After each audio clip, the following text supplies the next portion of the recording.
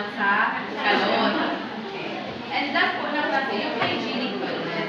Ano yung consider kang hygienic toilet? Yung merong, ano yun eh, na nasa ilalim ng daga? Deposito or septic tank. Kita ba pag nagpapatrabaho sa toilet, mapakalot mo na.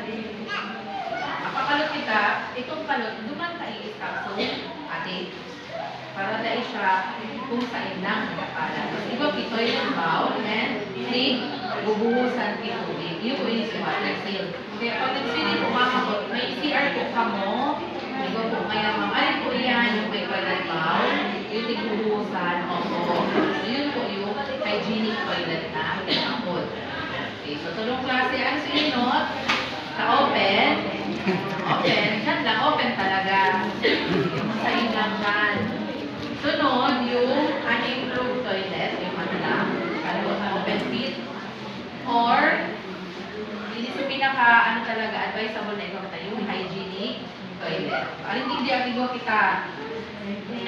Hygienic, yung may toilet bowl.